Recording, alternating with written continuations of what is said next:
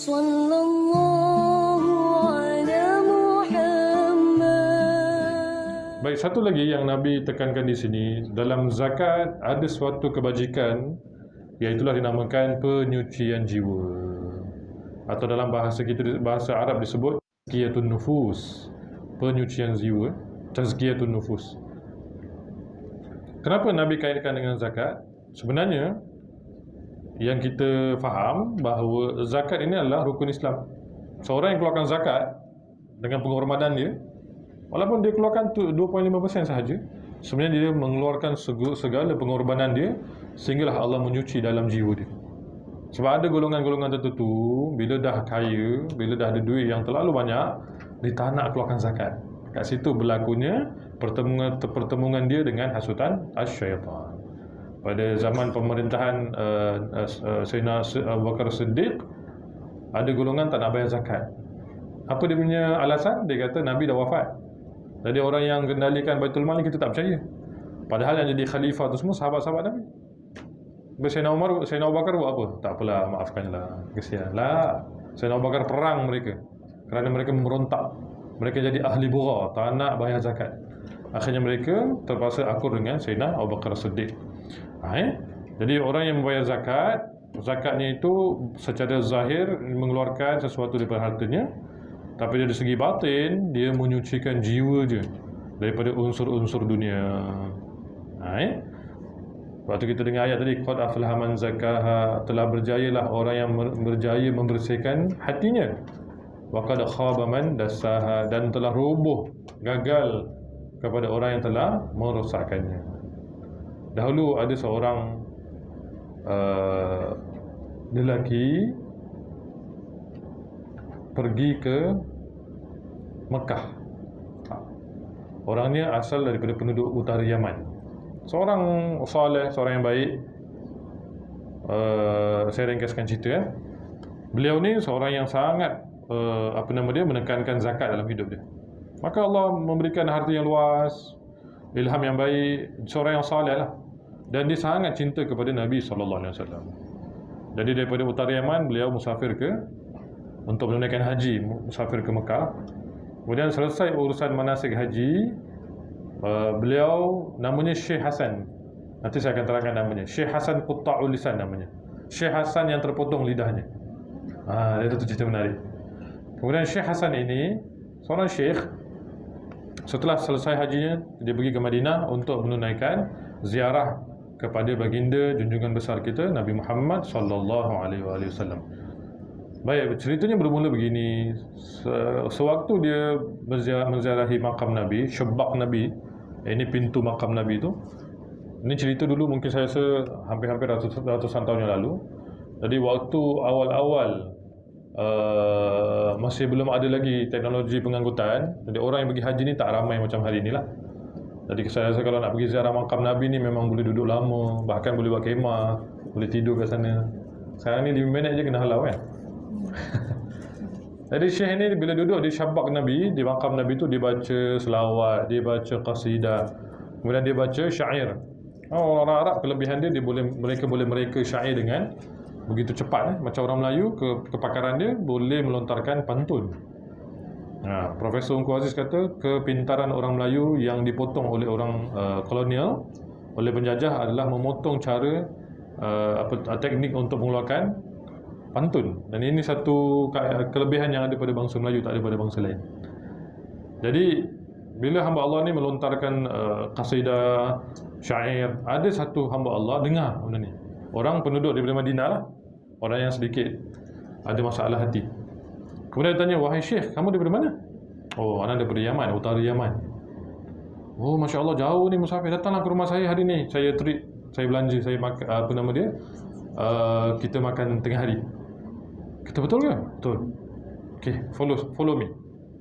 Maka hamba Allah ni pun berbesar hati. Ya Allah, ada orang Madinah nak pelawa kita makan. Maka dia pun follow. Sampailah ke rumah tuan ni, jauh daripada Masjid Nabawi. Sampai-sampai di rumah orang yang pelawa ni, tiba-tiba tuan rumah ditutup pintu, dikunci semua, siap. Kunci lock semua. Syekh Hasan kaget, terkejut dia. Kenapa tuan tutup semua? Kemudian dia ambil satu gunting yang besar. Kata Syekh Hasan, apa yang kamu nak buat ni? Kemudian tuan rumah tiba-tiba datang dengan dalam menerpa Syekh Hasan, ditarik lidahnya, dipotong. Kata, kamu jangan kurang hajar dengan di Madinah, jangan buat benda-benda syirik. Mana boleh berselawat di makam Nabi, tak boleh. Tak ada sahabat Nabi yang buat begitu. Padahal ada, dia tak tahu. Tak boleh baca-baca syair, tak boleh baca-baca qasidah, ni syirik kepada Allah. Jangan kamu datang sini bersembah Muhammad, tak boleh. Maka Syekh Hasan yang terperanjat, darahnya keluar, dia tak tahu nak buat apa, dia ambil lidah tu balik. Tuan rumah buka balik pintu tu, yang mahal tu. Tuan rumah bila buka pintu, Syekh Hasan ni lari lah.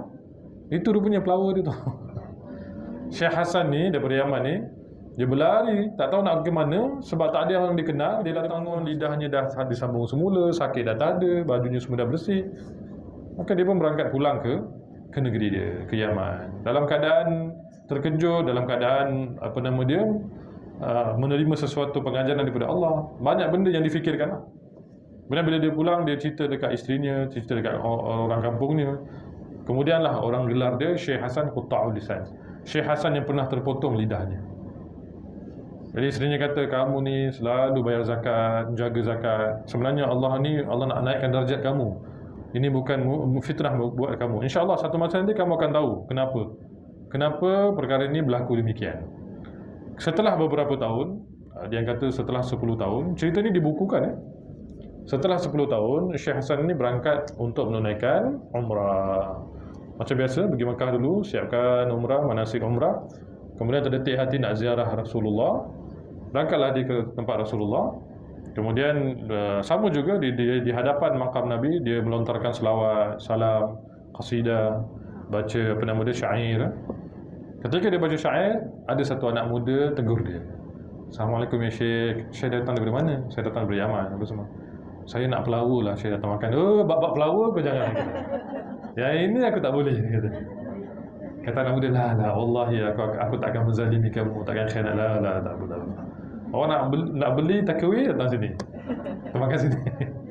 Setelah anak muda ni pujuk, akhirnya ya khair, taib, marhaban. Dia nampak wajah anak muda ni ada sifat kejujuran. Maka dia kata, beginilah, saya boleh ikut, tapi kamu jalan depan, saya jalan belakang. Baik-baik, dia kata, janji kamu ikut. Kemudian anak muda ni bila bawa Syekh ni, rupa-rupanya Syekh ni kata, ni lorong yang macam aku lalu dulu. Sampai dekat rumah, inilah rumah yang aku pergi dulu. Kata anak muda ni, ya Syekh, jangan takut, dalam rumah ada ibu aku dan ada adik-beradik aku. Pintu kami takkan tutup. Syekh nak masuk, tak nak masuk tak apa. Maka Syekh kata, kenapa kamu nak pelawar saya? Ini siapa, rumah siapa ni? Syekh masuk dulu, dia kata, kita cerita. Kemudian bila dia masuk, Syekh ni masuk, hati dia 50-50 lah. Takut kan pengalaman pernah kena gunting lidah. Bukan kena pukul tak, kena potong terus lidahnya. Benar, duduk dalam keadaan takut, duduk dalam keadaan nak sedia nak berlari. Kata anak muda tadi, ya Syekh, sebenarnya saya telah cari Syekh selama 10 tahun. Saya anak kepada tuan yang buat kezaliman pada Syekh. Oh, siapa? Mana orang tu? Mana ayah tu? Siapa tu? Itu ayah saya. Mana ayah kamu? Tadi masa Syekh masuk rumah saya, nampak ada sangkar kat luar tak? Ada, dia kata. Dia buka sangkar tu. Saya tengok siapa kat dalam. Bila dibuka sangkar tu, ada seekor monyet sedang duduk. Seekor kera sedang duduk, berbulu badannya. Maka kata anak tu, inilah ayahku yang telah disumpah oleh Allah Subhanahu Wa Taala kerana menzalimi seorang yang saleh di sisi Allah. Menangis Syekh tu. Maka minta jasa baik Syekh, tolonglah maafkan ayah saya. Ayah saya ni orang yang tak pernah bayar zakat. Kerana itulah hatinya penuh dengan kekotoran, kekusutan. Adik-beradik dia tak ada macam tu. Anak-anak dia seorang pun tak ada macam tu. Dia seorang aja. Kerana sumbernya itu, dia ni sangat tak suka bayar zakat. Dia takut hartanya habis. Maka jiwanya jiwa yang kotor. Jiwanya tak pernah ditazkiyahkan. Maka Syekh ni doa, dia diampunkan kesalahan orang itu dan didoakan. Setelah kemaafan itu dibuat oleh tuannya badan ni, tiba-tiba hamba Allah yang telah disumpah ini jadi manusia semula dan meninggal dunia. Dipotong lidah orang yang baca selawat kepada Nabi sallallahu alaihi wasallam. Orang yang sedang tazkiyah, Allah sumpah jadi monyet. Ini berlaku dahulu. Cerita ini berlaku dan dibukukan. Dan Syekh itu bila pulang ke negerinya, Allah angkat darjat dia. Orang muliakan dia, orang apa nama dia jumpa dengan dia, minta pandangan, minta nasihat, akhirnya jadi orang yang mulia dalam society. Yang disebut namanya Syekh Hasan Qutta'ul Lisan. Syekh Hasan yang pernah terputus lidahnya. Begitu dalam hidup kita, kadang-kadang kita ada buat banyak perkara yang disukai oleh Allah. Kita sampai perjuangan kita tu menyucikan dalaman kita, tetapi Allah datangkan juga bentuk ujian, masaib, bala, itu hendak mengangkat darjat kita. Macam saya katakan, bila kita kena musibah, bila kita kena ujian, kita kena berpalingkan ujian tu kerana kesalahan kita. Itu orang-orang yang sayang kepada Allah Subhanahu Wa Taala. Begitu fala tuzakku anfusakum wa a'lamu biman ittaqa. Akhir disebut setelah kita telah membersihkan diri kita, kita dalam keadaan yang sangat baik sekali, maka janganlah sekali-kali kita terasa diri kita baik sempurna dan kita boleh memuji-muji diri kita. Itu sombong, wal iyadu billah. Macam saya katakan, sampai ke hari ini syaitan masih lagi terasa dirinya mulia daripada Nabi Adam AS. Kita kalau lihat kejadian Nabi Adam ini, baru-baru ni pun ada satu ulama' dia buat satu kitab, Adam sebelum Adam. Yang ini manusia-manusia sebelum Adam. Maka diceritakan dalam kitab tu, Nabi Adam AS diturunkan di dunia, menurut pandangan Imam At-Tabari, bila diturunkan daripada syurga, 4 benda turun daripada syurga. Apa dia tu? Pertama Nabi Adam, yang kedua Sayyidatina Hawa. Nanti besok kalau pergi umrah, ibu-ibu, kalau pergi yang Kak Amai contohnya, cuba buat trip ziarah Sayyidatina Hawa. Ada makam dia kat Jeddah. Nabi Adam diturunkan di mana? Di Silan atau di Sri Lanka. Dulu disebut Silan. Atau satu bahasa lagi disebut Sarnap. Itu sekarang disebut sebagai Sri Lanka. Kalau dulu jejak Rasul ada buat dokumentari, di Sri Lanka tu ada Adam's Feet, kan, ada tapak kaki Nabi Adam. Tapi tak tahu betul ke tidak, tak ada proof. Semua cuma satu kajian sahaja. Maka Nabi Adam itu diturunkan, kata para ulama, seolah-olah kapal yang sedang landing dengan baik. Bukan Allah campak, tidak. Bila dia dah makan buah larangan, siapa yang makan buah larangan tu memang dah tak boleh duduk syurga. Itu dia syarat dia. Jadi itu ketentuan Allah lah. Jadi Nabi Adam diturunkan dengan mulia, diturunkan di Sri Lanka. Sayyidatina Hawa di Jeddah. Syaitan diturunkan di mana? Di Iraq. Sebab tu Iraq disebut Darul Fitan, negeri yang selalu ada fitnah. Kota Babylon, kan? Iraq ini semuanya berlaku di Iraq. Dan yang keempat diturunkan daripada syurga adalah ular. Jadi manusia, syaitan dengan ular turun. Nabi Adam dengan Siti Hawa, syaitan dan ular. Ular ni yang banyak bantu syaitan masa dalam menipu daya Sayyidatina Hawa. Baik, diceritakan dalam kitab Adam sebelum Adam itu, Nabi Adam AS bila diturunkan daripada syurga, baginda ini sosok tubuh yang dicipta oleh Allah di dalam satu negeri yang sangat tinggi teknologinya. Orang putih buat kajian, Adam and Eve ni dia kata, bila diturunkan pakai daun je kat badan. Macam orang-orang yang tak ada tamadun. Ini satu bentuk penipuan. Akan tetapi Nabi Adam itu diturunkan dalam keadaan yang sangat canggih. Dan bila diturunkan di dunia, Nabi Adam cuba apply kecanggihan itu, namun dunia terbatas dengan barang-barang masa tu. Tak ada barang-barang yang Nabi Adam perlukan, tak dapat nak buat. Sampailah, kata para ulama, sampailah pada zaman Nabi Nuh, barulah Nabi Nuh mengangkat ketamadunan zaman dia, teknologi yang sangat tinggi.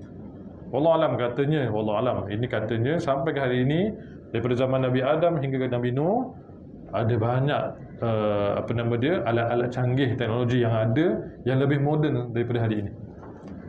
Sebab tu kita lihat pada zaman Nabi Nuh, umatnya sombong luar biasa. Kerana dia tak perlu Nabi Nuh, dia kata, kita dah ada macam-macam. Kita ada gelombang, kita ada ini, kita ada tu. Wallahualam, ada yang cerita pada zaman Nabi Nuh mungkin ada telefon lebih canggih daripada kita. Wallahualam, kita tak tahu. Tak dapat nak dibuktikan. Tapi ada certain kajian ya.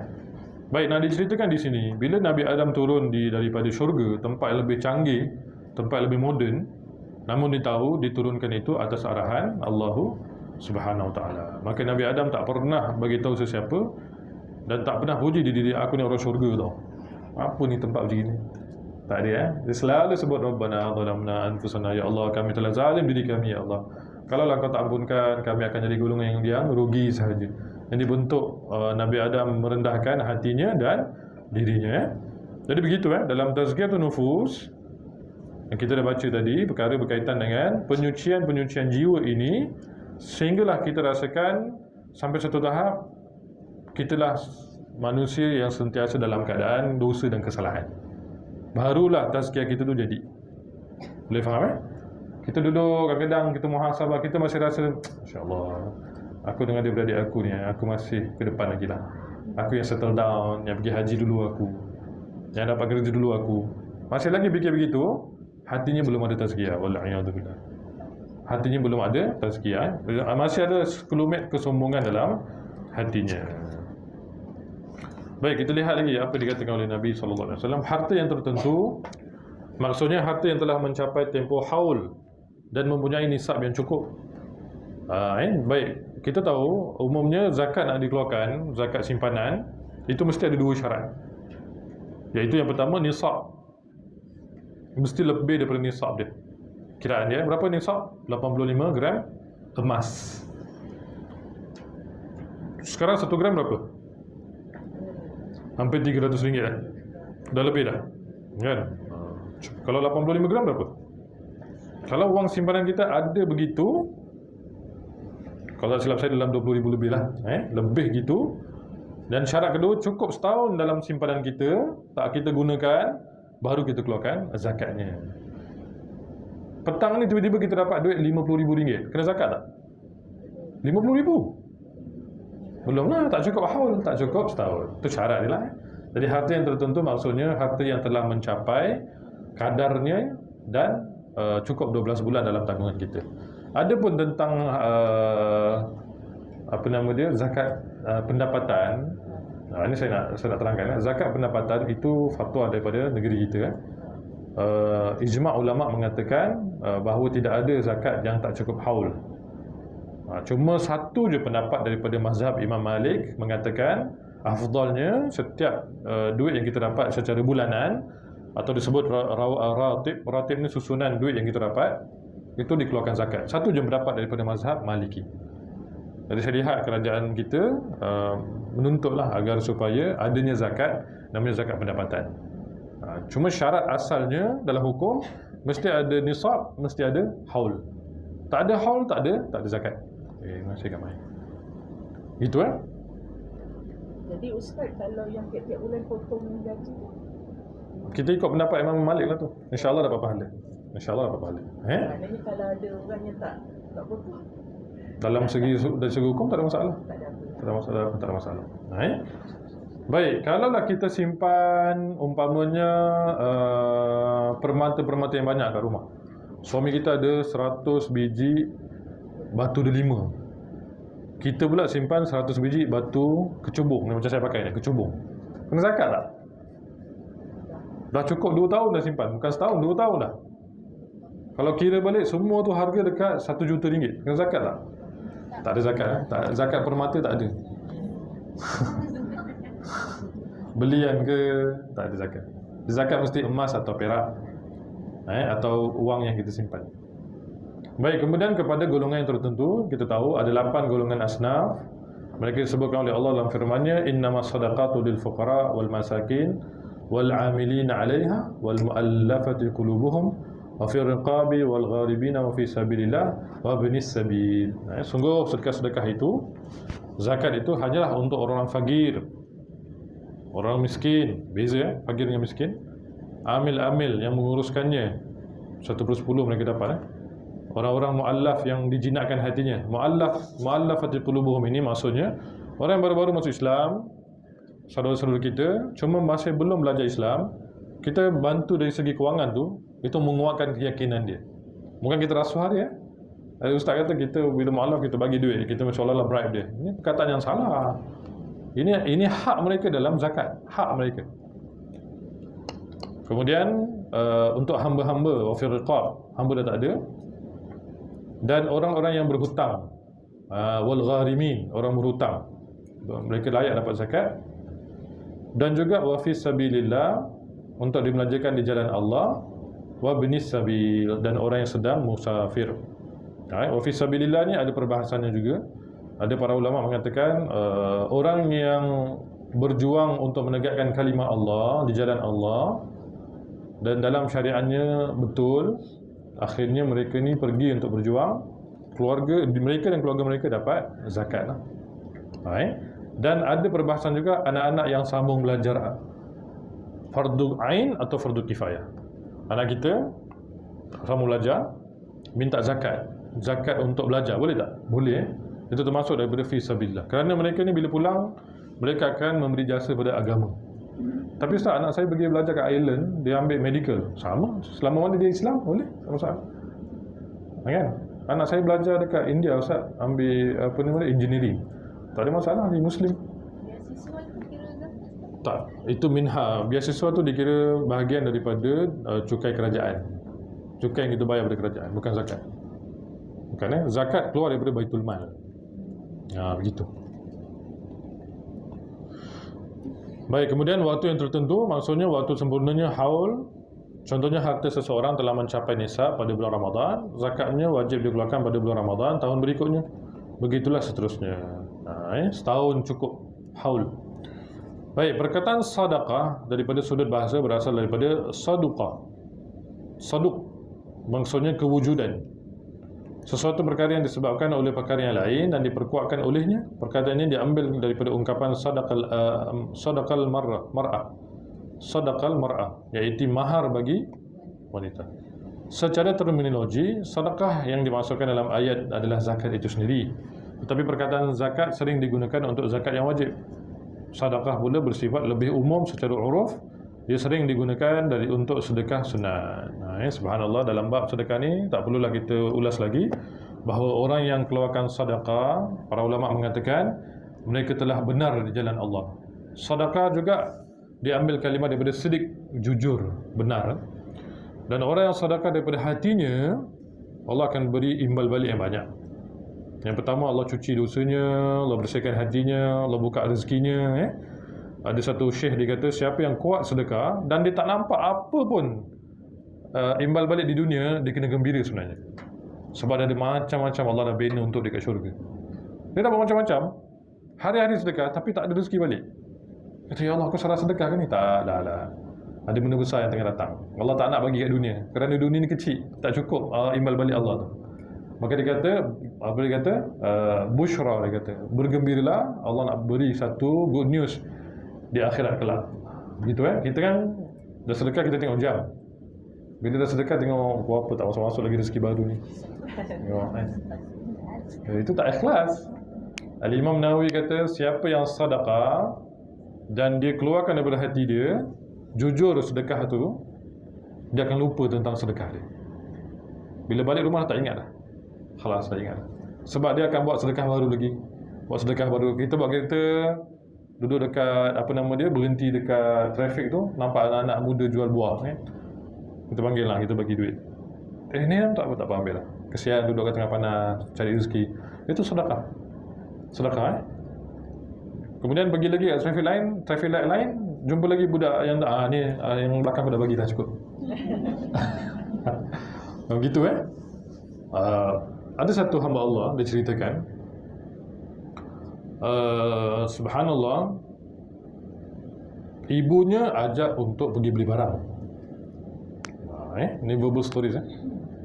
Di dalam tangannya ada RM300 Malaysia. Orang Malaysia lah ni. Kata ibunya, marilah kita beli barang, dah nak bulan Ramadan ni, nak kena ada bekalan makanan, kurma sebagainya. Kemudian dalam hati dia kata, ya Allah, ada 300 ni, nak belanja isteri dengan anak-anak ni. Tapi ibu dah ajak, ibu dengan anak lelaki ni dia bersangkut paut sampai bila-bila. Maka si anak ni kata, marilah mak kita beli, insya-Allah. Sampailah di pasar raya, si anak ni bagi RM100 pada ibu, tinggal lagi RM200. Maka si ibu ni kata, alhamdulillah dapat RM100, macam-macam boleh beli. Kemudian dia terfikir, ya Allah, 100 manalah cukup. Kata ibu, saya tambah lagi 100 lah. Tak apalah, dah banyak ni. Tak apa, tak cukup pun. Kemudian terasa dekat hati, ya Allah, kedekutnya dengan mak nak berkira kan. Kata, ya Allah, apa yang kau buat ni? Kata ibu, nah ambil lagi 300 ni. Semua sekali RM300 dia kata.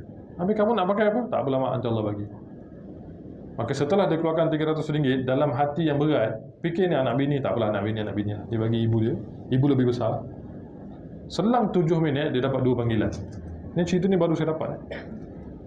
Dia dapat 2 panggilan. Satu panggilan mengatakan, Assalamualaikum tuan, hari tu tuan ada bantu saya. Ada satu masalah yang selesai. Company nak bagi hadiah sebanyak RM3,000. Kata, minta nombor akaun, masuk RM3,000. Dia fikir, kenapa dapat tiba-tiba dapat duit? Setelah panggilan tu tutup, dapat panggilan baru daripada luar negeri pula. Assalamualaikum warahmatullahi. Alhamdulillah kamu ada buat satu idea, kamu pernah hantar kat satu syarikat ini. Idea tu kami guna pakai untuk tujuan company kita, dan imbal baliknya kami bagi RM7,000, minta nombor akaun. Dia dapat RM10,000 dalam masa 7 minit. Maka dia hamba Allah ni beritahu pada sahabat-sahabatnya, waktu saya bagi duit kat ibu saya tu, saya tak fikir langsung apa-apa. Saya hanya fikir ibu saya kena ada duit, itu sahaja dia. Maka itu sadaqah, dia keluar daripada hati dia. Lepas tu Nabi kata, orang yang nak sedekah akan ada 70 syaitan menghasut dia. Jangan keluar. Anak nak makan apa nanti? Bini nak makan apa nanti? Keluar juga, baru jadi sedekah. Baru jadi jujur di jalan Allah. Tapi kalau bagi tu, insyaAllah Allah akan bagi balik. InsyaAllah Allah akan bagi balik. Dapatlah, tapi tak dapat apa yang sepatutnya. Itu namanya sedekah, dijujur di jalan Allah Subhanahu Wa Taala. Lepas tu orang yang banyak sedekah, selalu sedekah pada orang sakit, pada kerabat dia, pada agamawan, pada asatizah, orang yang mengajar Al-Quran, Allah akan imbal balik 900,000 kali ganda. Bukan 900 kali ganda, bukan 90,000, 900,000 kali ganda. Kata penulis Safinatun Najah. 900,000 kali ganda imbal balik daripada Allah Subhanahu Wa Taala. Lepas tu satu hari Nabi bila sedang solat, habis dia solat, Nabi terus pulang. Tak ada zikir, tak ada salam, tak ada apa. Terus Nabi pakai selempang, terus Nabi balik. Maka Sayyidina Abu Bakar penasaran, dia kata, Rasulullah bila dah solat, Rasulullah akan munajat, akan doa, akan solat sunat. Lamalah duduk kat masjid tu. Tapi tiba-tiba balik ni kenapa? Bila Sayyidina Abu Bakar tanya, kata, ya Rasulullah, kenapa Rasulullah balik? Tadi waktu akhir sembahyang teringat, ada 1 dinar kat rumah, aku tak keluarkan lagi. Maka Nabi lekas-lekas keluar, ambil 1 dinar tu bagi orang. Khalas, lega hati. Maknanya Nabi tak nak simpan langsung duit dekat rumah. Tak lah, khalas tak ada. Tapi rezeki tu tetap masuk. Gitu janganlah kita balik ni kita keluarkan duit semua, tidak. Itu gambaran daripada cara kita nak sedekahkan. Baik, saya rasa begini dalam bab sedekah saya lihat banyak para salihin kita berpendapat orang yang rajin sedekah akan ada banyak benda-benda baru yang akan berlaku dalam hidup dia. Rezeki baru, kenalan baru, kesihatan baru, banyak akan datang. Tapi orang yang tak keluarkan sedekah atau sedekah yang jarang, rezekinya terhenti sebenarnya. Dia akan berjalan begitu sahaja. Tak nampak ada perubahan daripada Allah Subhanahu Wa Taala. Itu lumrahnya. Begitu perbezaan orang yang rajin sedekah. Kita lihat begitu. Orang yang rajin sedekah seperti yang berlaku pada zaman Syekh Abdul Qadir Jailani. Beliau orang yang sangat kuat sedekah. Dan saya pernah cerita kepada ibu-ibu sekalian, beliau pernah mengasaskan dapur kebajikan, Matbakh Al-Khairat. Dia wakafkan beberapa bentuk aset. Wakaf tu keluar duitnya ke dapur ini. Dapur ni macam kantin lah. Ada orang akan datang, ada lebih 10-20 periuk-periuk besar, akan masak masakan untuk diberi makanan secara percuma. Siapa datang makanlah. Dan dapur itu berlangsung selama hampir 900 tahun. Bayangkan macam mana tu. Datang makan je.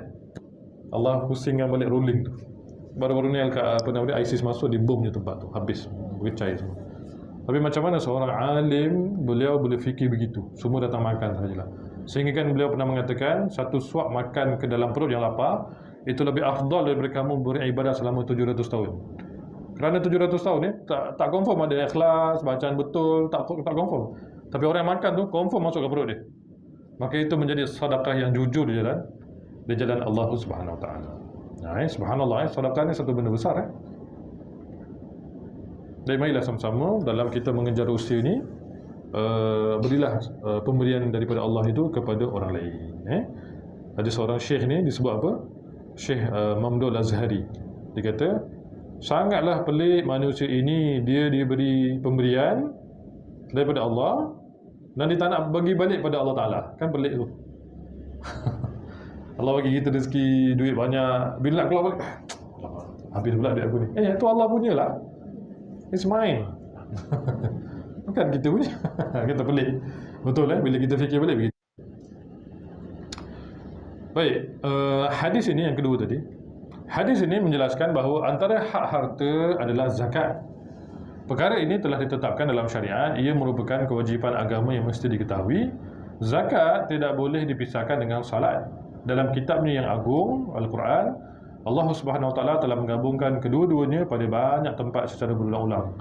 Ia disebutkan dengan lafaz, dirikanlah salat dan tunaikanlah zakat. Orang yang salat, hatinya mesti berpaut kepada zakat. Kalau kita ada khawatir duit simpanan kita akan habis, itu hasutan syaitan sebenarnya. Kan Imam Syafi'i dikata orang yang bimbang rezekinya habis, atau bimbang, ya Allah masa depan anakku macam mana, itu diburuk sangka teruk kepada Allah Ta'ala. Seolah-olah Allah tak ada kuasa langsung, seolah-olah Allah nak jahanamkan dia, seolah-olah Allah tak nak bagi makan pada dia. Di zaman Nabi SAW ada seorang sahabat, dia buat perniagaan, tiba-tiba keuntungan dia dapat 10,000 dinar. Saya belum dapat kira ni. Kalau 1 dinar, duit Malaysia sekarang lebih kurang RM800 atau lebih lah. Kalau 10,000 dinar apa? Agak-agak adalah RM800,000, ada tak? Ada RM800,000 Cuba bayangkan dia berniaga, untung dia dapat RM800,000. Kemudian sahabat ni dia fikir, nak letak kat rumah kat mana? Dulu bank tak ada. Letak bawah bantal, anak curi pula. Letak kat bawah basuh, bini curi pula gitu. Letak dalam serban, nanti takut cicir-cicir pula. Maknanya duit coin, gold coin ni kan berat emas. Kemudian dia fikir-fikir, dapat idea. Dia kata, ya Allah, kenapalah idea ni lambat turun? Dia sedekahkan semua 10,000 dinar tu di sisi Allah Ta'ala. Dia kata, ya Allah, aku simpan simpanan ini di sisimu. Bila aku nak pakai ni, kau berikan aku, ya Allah. Maka terus, tak ada habis sikit pun, 10,000 dinar tu disedekahkan. Kemudian diceritakan sahabat Nabi ni, bila dia nak perlukan apa-apa perkhidmatan, nak pergi mana-mana ke, ada je orang datang bagi duit ke, ada je Baitul Mal bagi duit, ada je duit tu datang balik. Duit dia balik tu Allah bagi balik. Dia kata, lega, selamat. Kita, kalau daripada kereta ni, contoh daripada masjid ni, nak pergi ke restoran depan jalan kaki, tanpa pakai kereta, kita pergi makan lah atas jalan. Kalau tangan kita ada RM100, kita takut tak? RM100, insyaAllah tak ada apa-apa lah. Kalau ada RM10,000, kita takut tak? Kat poket kita. Tak jalan kita. Nak naik Grab pun fikir, Grab ni siapa ni? Baik ke tak? Ambil Grab tengok muka tak cakna ni, potong. Cancel, cari Grab lain. Ini lagi muka tak berjaya ni, potong lagi. Itu masalah orang yang ada duit simpanan dalam hati dia. Faham tak? Sebab tu para sahabat dia fikir benda ni, ini menyusahkan hati. Keluarkan. Khalas. Simpan kat mana? Simpan di sisi Allah Subhanahu Wa Taala. Begitu Jadi orang yang salat, dia mesti kena ada satu bentuk zakat. Dan para ulama sebut zakat yang wajib itu zakat yang sunnah itu adalah zakat sedekah. Ketika Umar bin Khattab berhujah dengannya dalam masalah golongan yang enggan menunaikan zakat, golongan ini disebut ahli bugha. Abu Bakar telah menjawab dengan ucapan yang terkenal, demi Allah, sesungguhnya aku akan memerangi orang yang memisahkan di antara solat dan zakat. Demi Allah, sekiranya mereka menahan satu leher haiwan ataupun tali haiwan dahulu mereka tunaikan kepada Rasulullah, sudah tentu aku akan memerangi mereka kerana perbuatan tersebut. Ini sebutkan zaman pemerintahan para sahabat, mereka memerangi golongan memberontak yang tak nak bayar zakat, kerana berkaitnya zakat itu dalam rukun kita. Baik, kemudian hadis ini juga menunjukkan bahawa dalam harta terdapat hak-hak lain selain zakat. Ini berdasarkan sabda Nabi, sesungguhnya dalam harta itu terdapat hak lain selain zakat. Kemudian baginda membaca ayat, bukanlah suatu kebajikan itu kamu menghadapkan muka ke timur dan barat, tetapi kebajikan itu adalah berimannya seseorang kepada Allah, beriman kepada hari akhirat, beriman kepada seluruh malaikat, beriman kepada kitab dan sekalian Nabi yang diturunkan oleh Allah Subhanahu Wa Taala.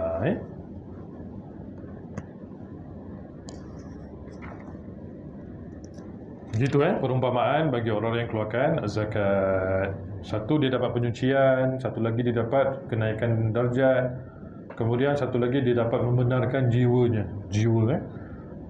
Ada satu maulana ni disebut, siapa yang suka sedekah, kuat sedekah, tak kira lah namanya sedekah subuh, sedekah setiap subuh dia keluarkan sedekah. Ada orang bagi kaedah begitu, kaedah yang cantik. Ada orang dia kumpul sedekahnya dalam satu balang, setiap sebulan sekali baru dikeluarkan, tak kisahlah. Siapa yang buat begitu secara rutin, maka kata Syekh ni, Allah akan repair setiap hari hati dia. Dia akan rasa hati dia fresh je selalu. Kita ni kadang-kadang iman kita tinggi. Hari ni nak macam-macam solat. Tapi lepas 2 hari, lemau kita. Nak sembahyang duha tak? Ajak lagi lah pukul 12. Dah pukul 12, tak boleh sembahyang pukul 12, makruh. 12.30. Tahu-tahu azan zuhur dah. Betul tak? Iman kita yazid wa yanqus, kata Sayyidina Umar. Tambah dan kadang-kadang kurang. Tapi golongan yang selalu sedekah, yang tak hirau langsung pasal rezeki dia, graf iman dia naik je selalu. Itu yang dibuat oleh para salihin. Ada duit, tak ada masalah. Janji kena keluar, dia kata. Janji kena keluar. Gitu Lepas tu pemisahan solat dengan zakat, zakat wajib atau zakat sunat, itu berkait rapat, tak boleh dipisahkan. Hatta Sayyidina Abu Bakar boleh perang kepada orang yang tak nak bayar zakat. Nah, itu hak kita kepada harta-harta yang Allah berikan. Faham tak? Macam apa nama dia, satu orang kata, kalau dapat 10 benda daripada Allah, 1 atau 2 bukan kita punya. Itu je teori dia. Dapat 3 buku roti, 1 bukan kita punya. Nah, ingat lagi tak kisah bagaimana ini cerita tentang sedekah ibu bapa. 3 orang sahabat Nabi diceritakan, mereka ni musafir berjalan. Tiba-tiba cuaca tukar kepada hujan yang lebat. Ketiga-tiga ni pergi sembunyi, pergi berjalan, nampak satu gua, masuk ke gua. Ingat lagi tak cerita tu? Tengah-tengah sembunyi kat gua, nak tunggu hujan tu reda, ada satu batu besar bergolek daripada atas gunung, menutupi pintu gua tersebut. Terus gelap lah, gelita. Ini satu cerita yang direkodkan. 3 orang sahabat Nabi bertawassul dengan amalan dia. Ini kita boleh buat, insyaAllah. Dalam syariat ada. Kita boleh minta tolong atas amal soleh yang kita pernah buat. 3 orang sahabat Nabi tiba-tiba duduk kat gua tu, tengah-tengah nak tunggu hujan reda, datanglah satu batu menutupi seluruh pintu keluar gua tersebut. Tiga-tiga jadi panik. Maka tiga-tiga berbincang, macam mana kita nak buat ni? Kan? Kata seorang, kita bertawassul lah. Maka seorang kata, Ya Allah ya Karim, dia berdoa, Ya Allah ya Karim, dahulu aku ada seorang sepupu yang cantik, perempuan yang cantik. Selalu aku teringin nak berkahwin dengan dia. Satu hari dia datang jumpa aku, minta duit. Maka aku pun terasa nafsu aku naik. Aku kata, kalau nak duit, kerana ayahnya sedang sakit, nak beli obat, kalau nak duit, kau kena tidur dengan aku. Maka tak kala aku mendekati dia, dia mengatakan, kalau nak tidur dengan aku, bukalah cincinmu. Maknanya kahwin dengan aku lah. Itu istilah orang dulu. Kahwin baru boleh. Terkejut aku, lalu aku terfikir, Ya Allah, apa aku buat ni? Astaghfirullahaladzim. Maka aku tinggalkan perbuatan terkutuk itu. Aku bagi dia sedekah. Dan aku jujur kembali kepadamu, Ya Allah. Kalaulah ikhlas amalanku masa tu, selamatkanlah kami. Bila doa tu dipanjatkan, batu tu bergolek sikit. Maknanya betul amalan tu diterima oleh Allah Ta'ala. Kemudian yang kedua, kata, Ya Allah ya Karim, dahulu aku ada ramai pekerja dalam ladang aku. Satu hari waktu nak bagi gaji, satu pekerja ni hilang. Tak tahu bagaimana, dia ambil MIA, apa nama dia? Missing in Action. Dia ambil cuti tanpa saya tahu. Hilang dia. Gaji dia ni saya tak tahu nak buat apa. Jadi saya beli 2 ekor kambing, betina dengan jantan, saya beli bagi gaji dia, dan saya jaga. Kalau dia balik nanti, kena duit pun boleh, nak kambing pun boleh lah. Tak kisah, dua-dua bernilai. Maka tunggu, dia tak datang-datang. Akhirnya, Ya Allah, kambing yang aku bela tu, yang aku ternak dengan kewangan aku, dengan jagaan aku, telah membiak sehingga menutupi satu bukit. Maknanya banyak, rata-rata ikut dah. Satu hari orang ni datang, dia kata, wahai tuan, gaji mana gaji? Kata, gaji kau aku dah tu, satu bukit tu, aku dah ternak kambing. Alhamdulillah. Dia ambil semua bawa balik, Ya Allah. Tak gunanya bekerja, dia kata. Kata, Ya Allah, kalaulah ikhlas amalanku, sedekahku itu, maka selamatkanlah kami. Subhanallah, sedekah itu Allah terima. Gerak lagi sikit lagi nak keluar ni.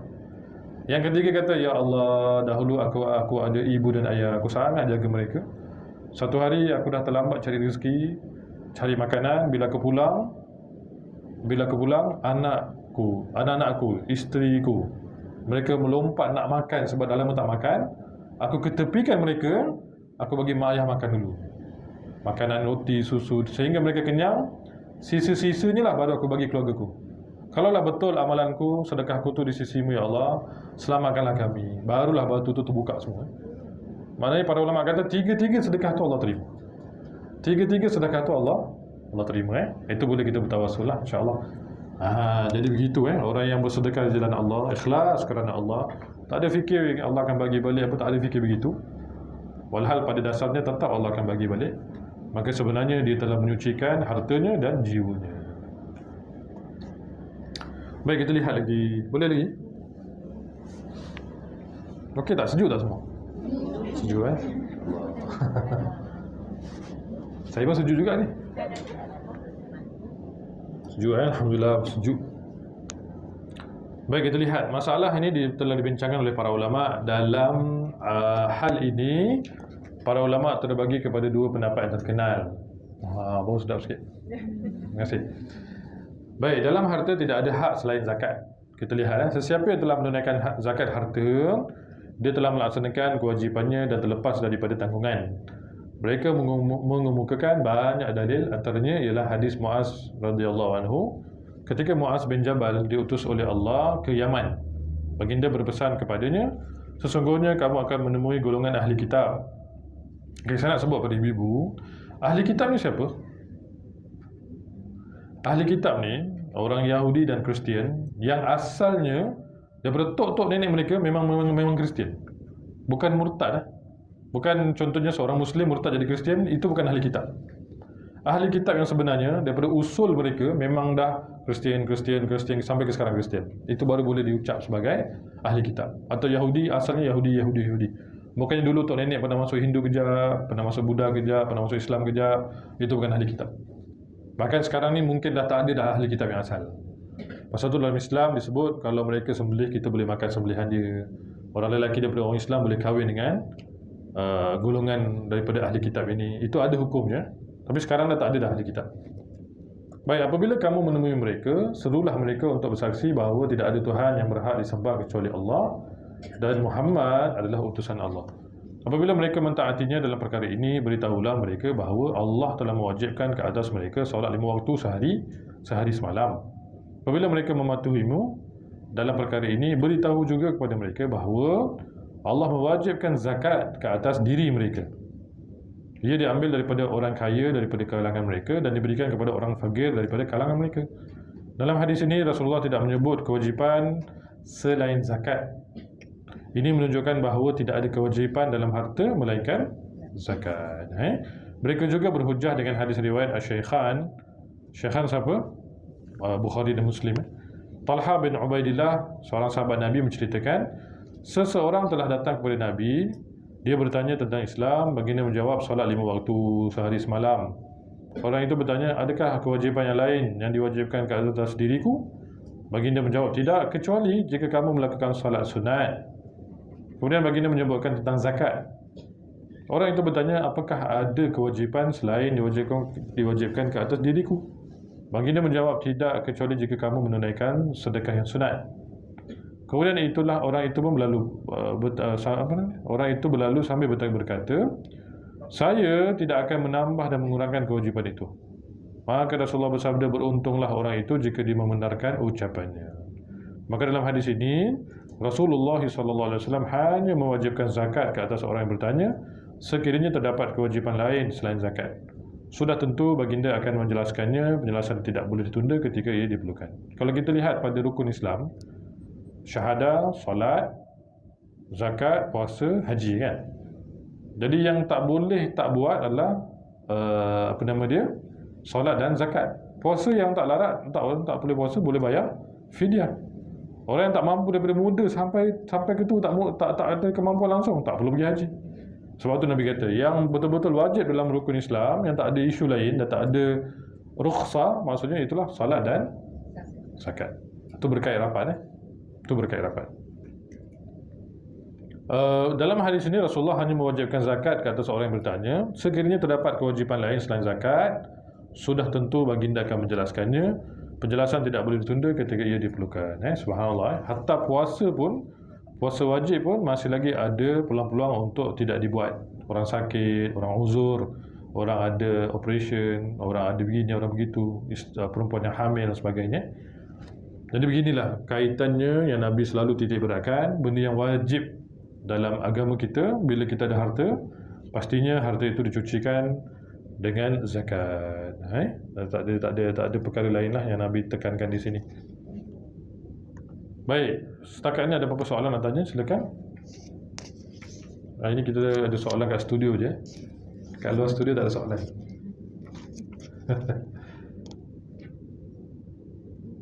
Baik, kita baca sikit lah. Kalau ada siapa-siapa soalan, angkat tangan je. InsyaAllah, kita habiskan.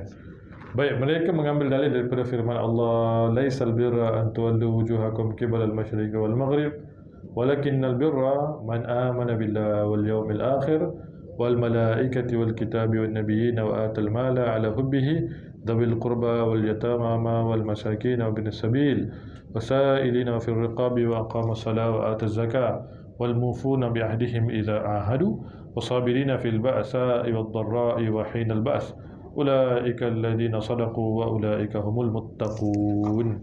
Maksudnya, bukanlah suatu kebajikan itu kamu menghadapkan muka ke timur dan barat, tetapi kebajikan itu adalah berimannya seseorang kepada Allah dan hari akhirat, segala malaikat, segala kitab, sekalian nabi, dan menermakan harta yang dicintainya kepada kerabatnya, anak-anak yatim, orang miskin, orang yang musafir, orang yang meminta-minta, orang yang memerdekakan hamba abdi, orang yang mendirikan sembahyang serta mengeluarkan zakat, dan perbuatan orang yang menyempurnakan janjinya apabila mereka berjanji, orang yang sabar dalam masa kesempitan, orang yang sabar dalam kesakitan, orang yang sabar dalam peperangan. Mereka inilah orang yang benar, siddiqin, dan mereka itulah juga orang yang muttaqun, bertakwa. Dalam ayat di atas Allah menjelaskan bahawa antara bentuk kebaikan adalah mengeluarkan harta dengan kerelaan hati untuk diberikan kepada kaum kerabat, anak yatim dan seumpamanya. Kemudian Allah menyambung penjelasan dengan menyebut perbuatan menunaikan zakat. Ini menunjukkan kedua-dua amalan ini mempunyai perbezaan. Mereka juga menjadikan hadis yang sedang kita bincangkan ini sebagai dalil. Subhanallah, panjang lebar Allah sebut dalam surah Baqarah tentang bagaimana kedudukan seseorang itu dinamakan sebagai kebajikan. Kebajikan. Subhanallah, di dunia Arab, saya teringat, kalau di dunia Arab, dan masih lagi dipraktiskan sampai sekarang, kalau satu keluarga itu ada anak-anak, mereka akan nasihatkan anak-anak nanti kahwin duduk dengan mak. Sebab mereka sistem rumah mereka itu, rumah mereka bertingkat-tingkat. Rumah kecil, tapi mungkin kadang-kadang ada 4 tingkat, ada 5 tingkat, ada 3 tingkat. Kerana setiap tingkat tu anak-anak duduk. Dah berkahwin, duduk tingkat pertama. Anak dulu. Kenapa? Bila duduk di rumah sama, mereka akan kumpul duit yang sama. Mereka kumpul duit, kerja kumpul, masing-masing akan belanjakan duit itu kepada sedekah. Dan yang si ibu ni, kalau ibu ayah dah pergi haji, dia akan sedekahkan duit itu pada anaknya untuk pergi haji. Dan akan kita dapati seluruh keluarga, kalau belum berusia sebelum 40 tahun, semua dah menunaikan benda-benda besar dah. Haji dah pergi, korban dah buat, sedekah di luar negeri dah buat, sedekah dalam negeri dah buat, macam-macam benda. Kerana mereka kata kalau belanja yang banyak, anak-anak kena beli rumah, kereta ni semua, itu melambatkan diri mereka kepada kebajikan. Itu sistem dibuat. Kita boleh buat tak macam tu? Kita bina rumah 3 tingkat, nak di rumah, tak boleh mak, isteri saya tak boleh. Isteri kata nak beli kondo dekat Horizon Hills. Dia awal dah bagi dah, belum kahwin lagi tu. Lain hurufnya lain. Jadi begini penjelasan daripada Nabi SAW, orang yang merela hati untuk keluarkan zakat atau sedekah sunat. Begini. Ada satu lagi pendapat Syekh ni, seorang Syekh Saharwardi atau yang lain mengatakan, sedekah yang terbaik, yang rela hati ni apa dia? Waktu kita nak keluarkan tu, kita terasa berat. Itu baru betul. Kalau kita contoh kita ada RM10,000 nak keluarkan sedekah 100, RM200, tak heran. Kita rasa insya-Allah lah 100 je kan. Diterima oleh Allah, tapi itu bukanlah sedekah kerelaan hati. Sedekah yang terbaik bila keluarkan amount yang besar, kita terasa ya Allah berat, macam banyak ni. Banyak ni kan. Itu keluar juga, itu baru kita dapat kebajikan besar daripada Allah. Dan kita akan dapat banyak good news. Ada seorang maulana ni kata, siapa yang suka pada khabar gembira, setiap hari buat 2 benda. Satu, jangan lupa solat duha. Siapa orang yang solat duha, dia akan dapat khabar gembira. Ada je. Anak beginilah, inilah, ada je khabar gembira yang Allah akan bagi pada dia. Yang kedua, siapa nak khabar gembira selalu, dia kena rajin sedekah. Sedekah je, ada je. Kalau masjid buat begini, dia keluar dulu. Tiba-tiba dapat khabar anak saudara nak belajar luar negeri, dan kita tak tahu pun duit cukup ke tidak ke, terus kita jumpa, kita bagi naik amal pakai. Belajar sungguh-sungguh, beli kitab banyak-banyak. Begitu nampak tak? Ada je kita punya peluang kita keluarkan harta kita tu, maka akan ada banyak khabar gembira yang Allah akan beri pada kita. Ada satu perempuan kerjanya buat taksi. Ni verbal stories saya share kan. Kerjanya buat taksi, ibu tunggal, duduk di Nilai Negeri Sembilan. Satu hari dia bawa taksi di jalan yang besar, tiba-tiba dia terlanggar lori, di depan lori, belakang lori. Hancur keretanya. Keranak begitu. Bawa kereta dekat highway. Jadi bila polis datang, bomba datang, nak keluarkan mayat ni apa semua kan, bila dia potong kereta tu nak keluarkan, orang ni macam tidur dalam kereta. Satu cala pun tak kena. Dia kata, apa jadi? Dia tak tahu. Awak hidup lagi? Kalau tengok kereta dah macam papadam, dah hancur dah. Tuan ni, mereka semua dah jadi pelik dah. Kalau tengok kereta memang dah hancur dah, tak ada rupa dah. Tapi macam mana awak boleh hidup balik?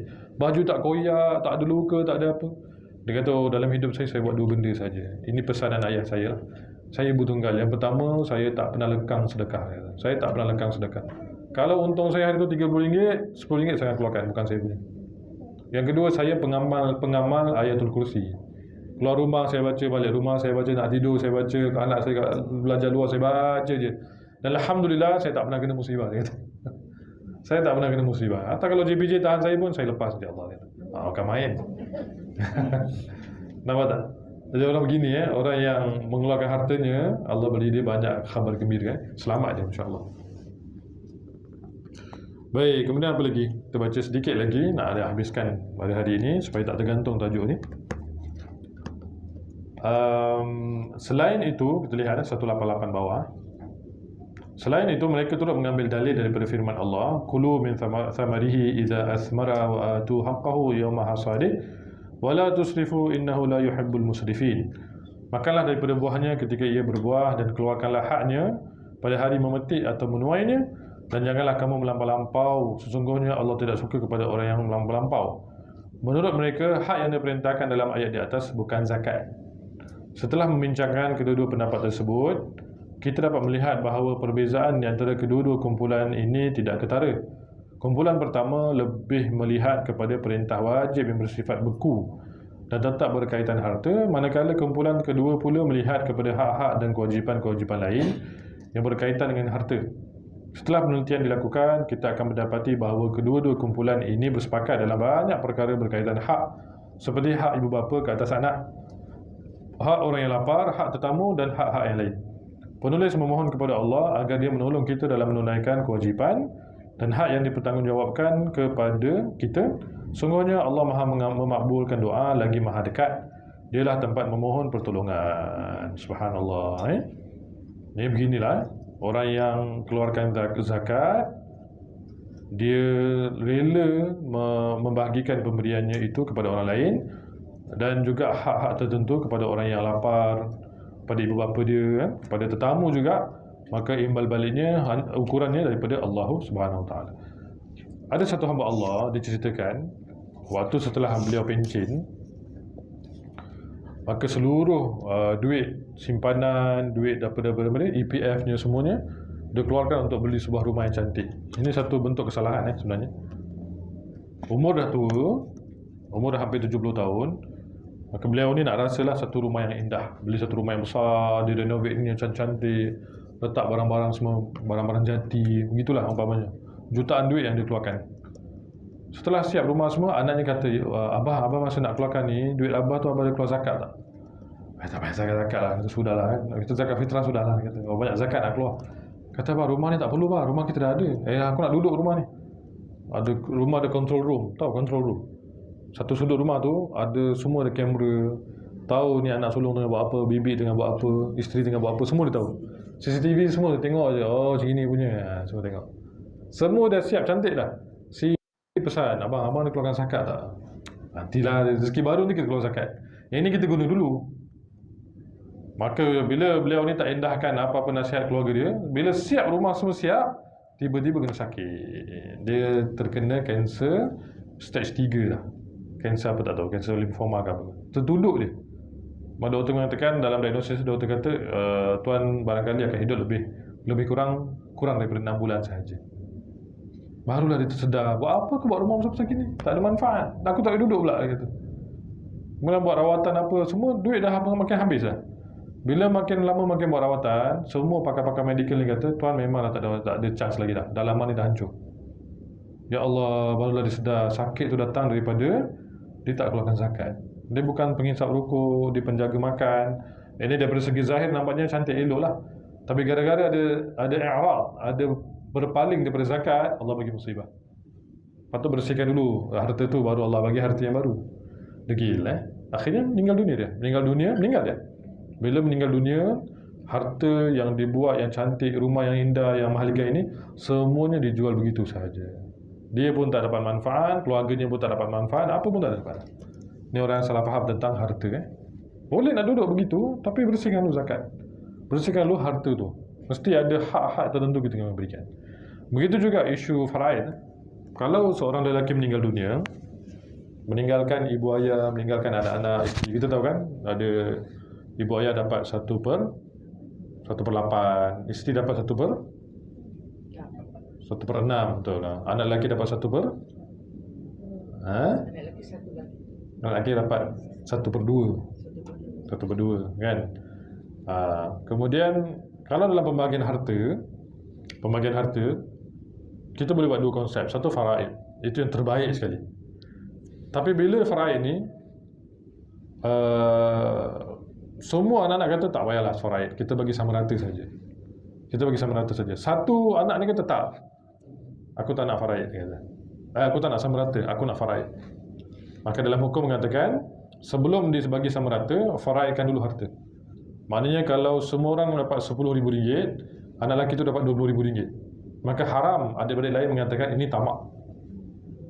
Kita boleh kata begitu, dia mengambil hak dia. Saya lihat ramai buat begitu. Dia kata, oh ini tamak Ustaz. Orang lain dapat RM10,000, dia dapat RM20,000. Lah, tamak maksudnya kalau dia ambil hak orang lain. Dia ambil hak dia lain, itu baru tamak. Kalau dia ambil hak dia, itu dia ambil bahagian daripada harta ayah dia, tak ada masalah. Tak ada isu pun. Yang salahnya kamu, kenapa kamu tak faraidkan? Afdalnya faraid, ini hukum Allah Ta'ala. Tapi kalau semua sepakat mengatakan tak naklah faraid, cari dulu siapa-siapa nak faraid tak daripada kalangan keluarga. Kalau dia nak faraid, dan kita tahu dia mesti dapat lebih, itu hak dia, tak ada masalah, no issue. Lepas dia buat demikian, barulah harta yang lain disamaratakan. Itu tak ada isu. Saya lihat ramai yang tak setuju begitu, akhirnya mereka menuduh sampai kata ini tamak ni, dulu ambil. Tak, itu bukan tamak, itu hak dia, tak ada isu. Ataupun dalam bab perabot dalam rumah, ayah meninggalkan sofa, ada sofa, ada jam besar tu semuanya. Allah ni macam mana ni?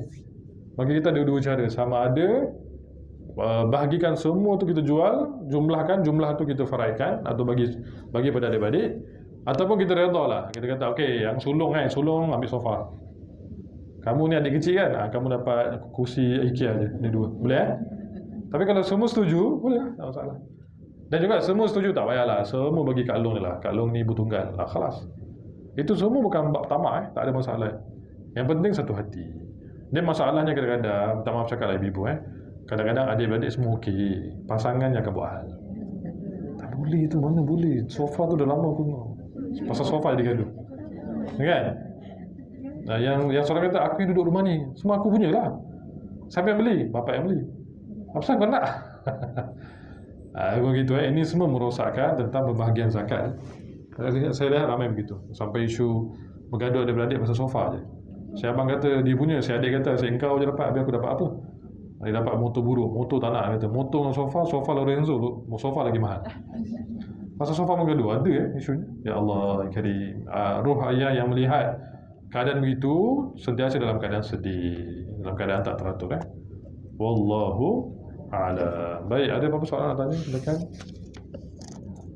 Ustaz nak tanya, tadi Ustaz cakap kalau kita nak bersedekah atau nak berzakat, sedekah atau zakat, kita rasa macam berat hati kan, itu yang baik.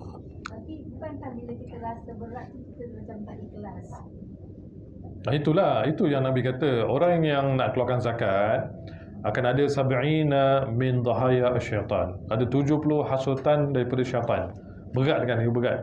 Dan kita rasa macam tak ikhlas. Tapi kalau kita berjaya keluar juga, melintasi hasutan itu juga, Allah terima zakat.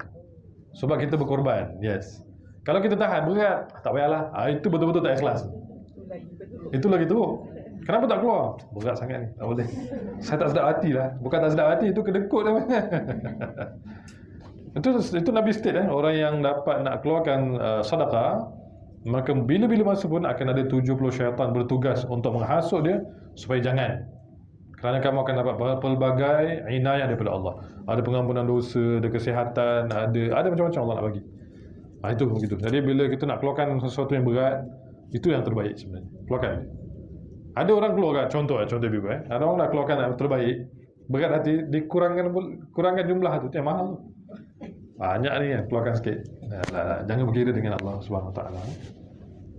Okey, ada soalan lain?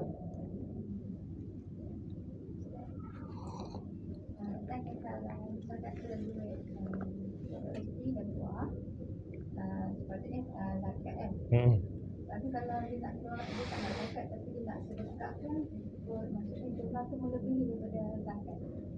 Kan boleh. Oh, jumlah yang nak sedekahkan tu dah melebihi daripada jumlah zakat. Dan zakat jumlahnya 25% lah. Zakat dia dah zakat dah. Zakat dululah.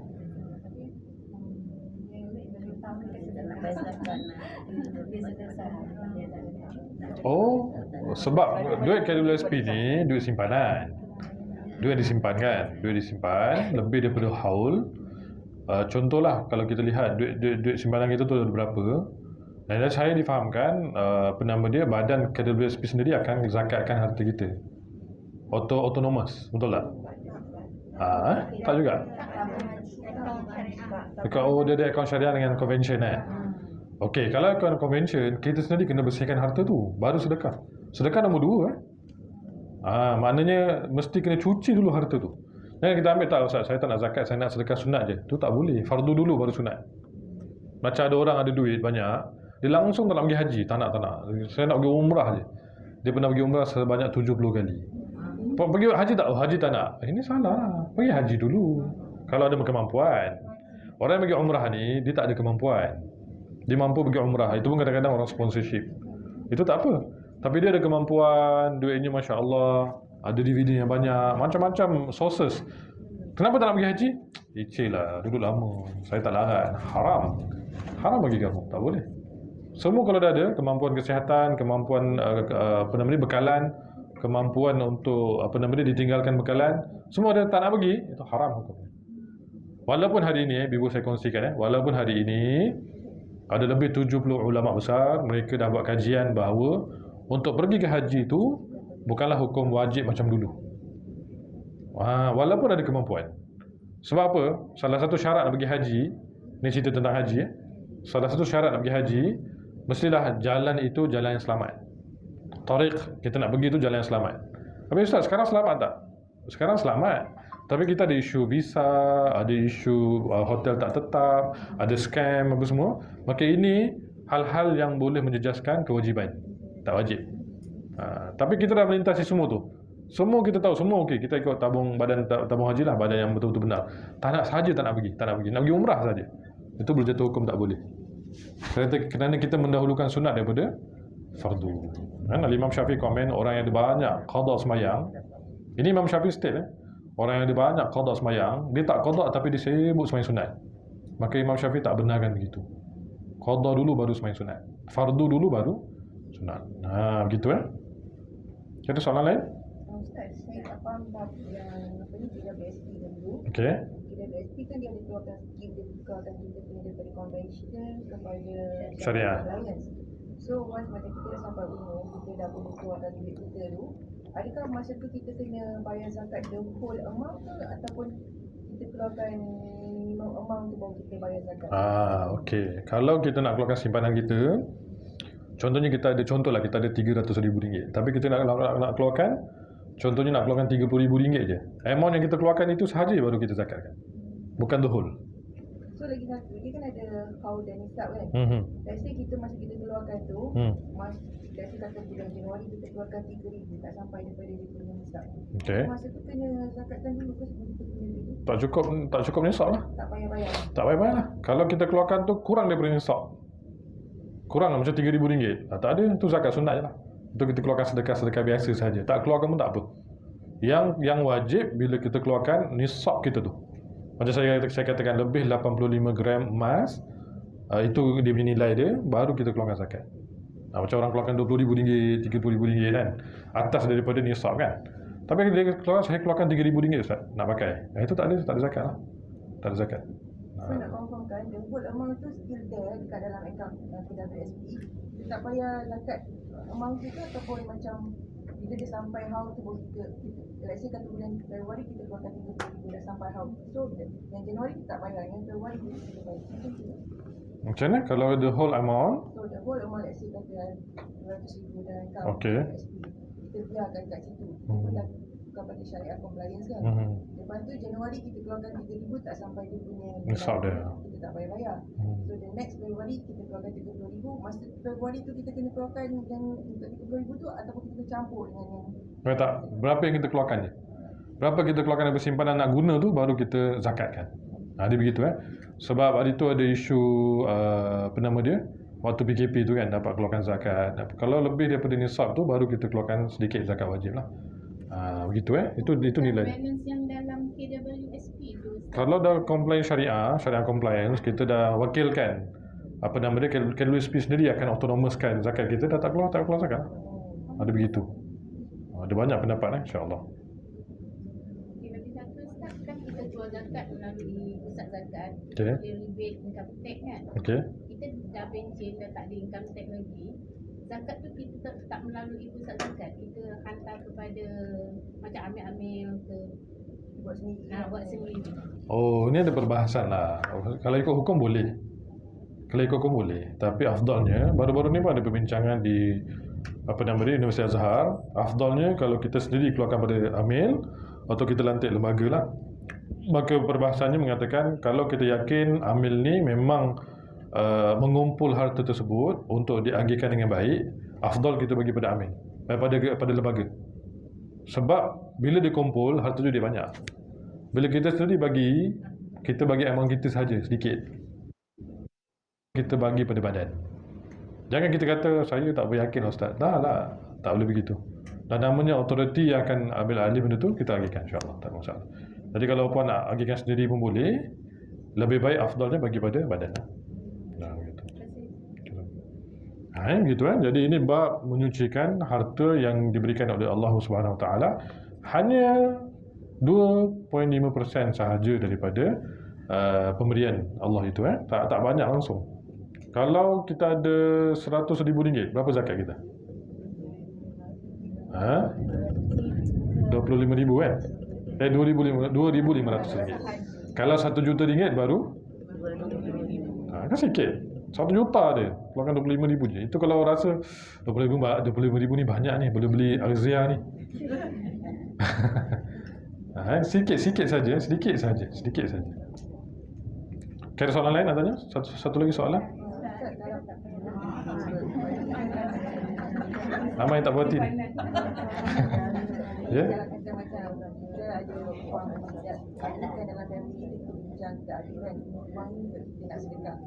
So dalam kategori kita nak bagi sedekah tu, siapa yang lebih afdal nak bagi? Kita nak tentukan siapa? Itu tak ada khilaf lagi lah. Dalam bab kategori yang minal afdaliyat, yang terutama lah kerabat kita. Keluarga semua dah dapat kita punya bahagian, hak masing-masing. Oh ni ada contoh lah ada 1/5 ni. Saya nak bagi siapa? Atau suku harta ni nak bagi siapa? Ni memang semua setuju untuk kita sedekahkan. Macam saya katakan dulu, ada satu hamba Allah, dia rajin sedekah sampai duit dia habis. Dia tak pergi umrah langsung. Akhirnya bila jirannya meninggal dunia, jirannya wasiat pada anak-anak. Bukan wasiat lah, dipesan lah. Pesan nanti kalau kamu dah akhirkan semua, nanti suku harta tu bagi orang sebelah pergi umrah. Pergi umrah dia. Nah kan? Yang dapat pergi umrah jiran dia sendiri. Maka bila dikategorikan, paling afdal adalah, kata Nabi SAW, ahli keluarga sendiri. Lepas tu kerabat. Siapa pakcik-pakcik kita, makcik-makcik kita, anak saudara, sepupu. Lepas tu baru orang luar. Mesti kerabat dulu. Qarabah maksudnya yang dekat. Qarib yang dekat dulu. Yang ada hubungan silaturahim ni. Yang ada hubungan ukhuwah, silaturahim dengan kita. Yes. Tak kisah belah mak kita ke atau belah si mati pun tak apa. Yang afdal yang terkait dengan si mati lah. Yang terkait dengan si mati lah. Dan kalau kita macam negara Brunei atau Dubai, semua kaya, macam mana? Kita agihkan kepada negara luar pula. Maksudnya apa? Kerabat pun mampu, orang luar pun mampu, masyarakat mampu, warga asing mampu, dah tak tahu nak bagi siapa dah. Maka bagilah pada negara yang luar. Itu kalau jadi begitulah. Tapi minal afdaliyat adalah kerabat sendiri. Saya lihat banyak orang bila dalam bab harta, dia agihkan semua dah cantik dah. Tapi bila bab sedekah, dia cari orang jauh-jauh. Pergi Indonesia, pergi jauh-jauh. Pakcik-makcik kita ni confirm ke? Diorang ni memang dah ada harta? Atau ada kebaikan? Tak, kena cari balik. Ibnu Abbas, ada riwayat kata Ibnu Umar Ibnu Abbas satu hari bila dia berjalan dengan khadam dia terjumpa satu Yahudi duduk tepi jalan. Tengok kisah tu. Tiba-tiba dia suruh khadam dia berhenti, naik kuda. Berhenti. Ada riwayat kata naik keldai. Orang Yahudi tu duduk tepi jalan, tak tahu apa nak buat, minta sedekah katnya. Tiba-tiba Ibn Umar ni datang, buka serban dia, buka jubah dia, duduk meraikan orang tu. Mula-mula berbual, tengah-tengah berbual, awak ambil lah ni, serban ni pakai, boleh pakai. Tengah-tengah berbual, awak ambil lah jubah ni, sejuk boleh pakai. Dia bagi harta kan. Tiba-tiba dah nak balik, Uncle Dan ni awak ambil lah. Yang khadam ni kata, ni dah kenapa semua bagi si Yahudi ni? Maka bila waktu nak pulang tu kata, Tuan kenapa Tuan bagi dia? Kan Yahudi, bukan orang beriman pun. Kata Ibn Umar, aku dulu nampak dia ni kawan baik bapak aku. Maka semua dah dihadirkan pada kerabat. Yang dini pun orang yang layak juga dapat kebaikan. Walaupun Yahudi. Jadi diberikan semua. Gara-gara dia ni baik dengan ayah aku, kawan kepada ayah kita. Pun sama juga termasuk senarai yang kita boleh bagi. Itu nampak tak? Dalam satu hadis dalam Fathul Bari, diceritakan dalam satu hadis Bukhari, seorang sahabat bila bila buat korban, bila potong kambing, dia bagi pada khadam dia, first agihan ni bagi pada jiran aku.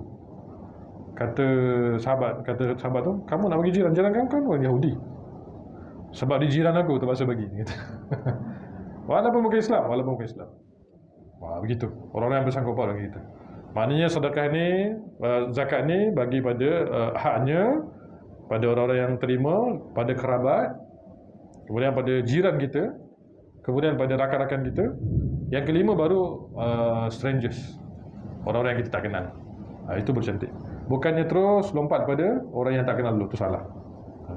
Tapi Ustaz, saya ada pakcik saya yang memang memerlukan, tapi saya tak suka dia. Emosi letak tepi. Dulu dia pernah naik saya Ustaz, dia pernah tak pulang duit saya, itu letak tepi.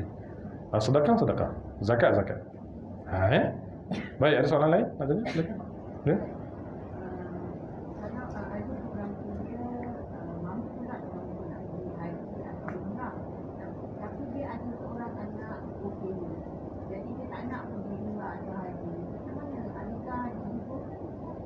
Dia tak nak pergi tu kalau tak mampu ke ataupun macam mana? Dia mampu tapi dia ada anak. Tak pergi sebab kena jaga dia.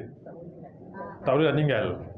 Tak, anak tu cuma mental dia sikit kan. Tapi dia tak nak tinggalkan dengan anak-anak ni yang lain. Tapi dia tak nak pergi umrah dah haji. Oh. Adakah syarat dia lagi? Okey. Baik, ada seorang ni tak ada anak, OKU. Dia boleh mampu pergi umrah haji, tenaga ada, duit ada. Cuma tak nak pergi gara-gara nak jaga anak itu. Tapi bila ditanya semula, anak tu boleh dijaga orang lain. Anak-anak kita yang lain boleh jaga. Tengok keadaan kalau yang lain jaga boleh jatuh mudarat bagi dia, baru guguh. Ustaz, ni kalau anak saya jaga ni, confirm dia ni mesti aksiden ke, termakan serigala ke, orang akan lepas pandang dia. Maknanya betul-betul ada darurat lah. Ada cara nak jaga ni. Dan dia dengar cakap saya je, maka insya-Allah lah gugur lah. Tapi dia rasa saya tak berapa yakin lah Ustaz. Itu bukan kadar kiraannya begitu. Bukan. Tengok pada keadaan. Kalau sungguh dalam dunia ni memang kita je boleh jaga dia, insya-Allah Allah maafkan lah. Macam saya katakan, hari ini ada banyak para ulama, mereka mengatakan walaupun kita ada kemampuan, wajib pergi umrah haji tu atau pergi haji itu tak sama macam wajib dulu. Ada banyak cerita yang boleh gugurkan. Contohnya jalan tak selamat, visa scam sebagainya. So itu semua boleh dikira. Tapi bila dah difikir tentang afdaliyat, secara umumnya yang terbaik macam mana, kalau boleh dia cuba usahakan untuk pergi juga, walaupun sekali dalam semua hidup dia.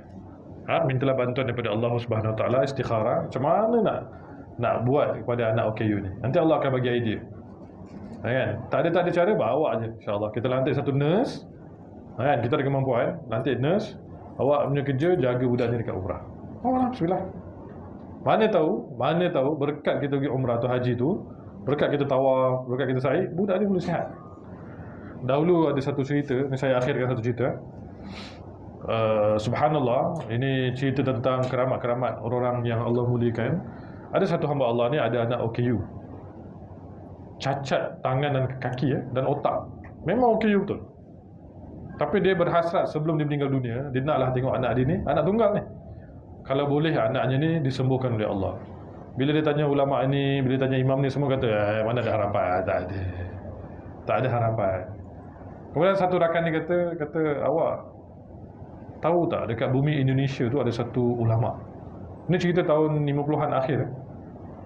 So siapa? Ada satu maulana ni namanya Habib Soleh Tanggul. Ibu kalau pergi Indonesia, pergi ke satu negeri namanya Tanggul. Pergi ziarah makam seorang ulama namanya Habib Soleh Tanggul. Ini doanya mustajab. Bukan kita nak cerita dia ni boleh jalan atas air, boleh terbang, tak. Itu semua tak ada. Cuma orangnya sangat soleh, sangat beriman kepada Allah.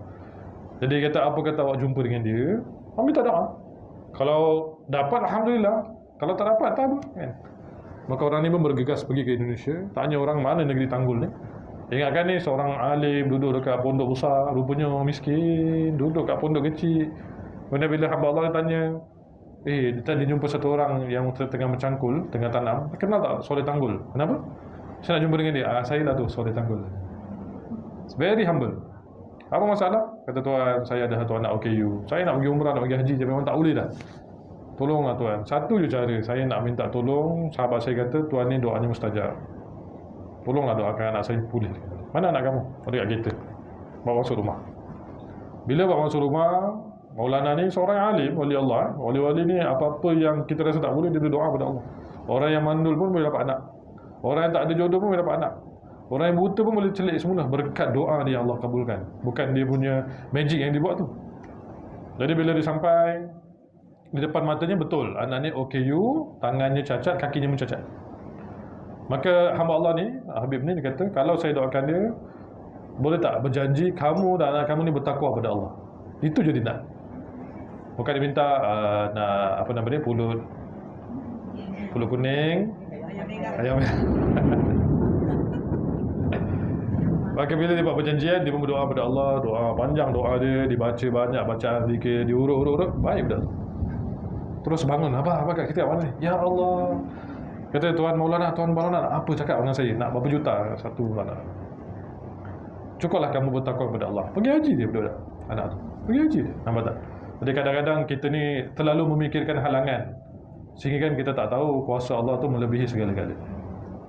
Cuba bawa lah. Kalau apa ni, sebaiknya kita jangan nampak halangan, bawalah anak tu, pergilah ke, kalau kita rasakan nak kena pergi ke umrah atau haji, bawalah anak tu, insya-Allah berkat ikhlas kita tu Allah akan sembuhkan. Semuanya tak termustahil di sisi Allah Subhanahu Wa Taala. Wallahu a'lam. Saya setakat ini dahulu. InsyaAllah kita akan bertemu di minggu yang akan datang. Ada lagi banyak topik-topik menarik yang kita nak bincangkan. Wasiat-wasiat daripada baginda Nabi Muhammad SAW kepada wanita-wanita salihah. Mudah-mudahan Allah ampunkan segala dosa-dosa kita. Allah berikan kita kefahaman ilmu yang baik. Allah berikan kita kenaikan darjat. Allah berikan kita kesembuhan. Allah panjangkan usia kita dalam ketaatan, dan Allah ubah kita daripada baik kepada lebih baik lagi.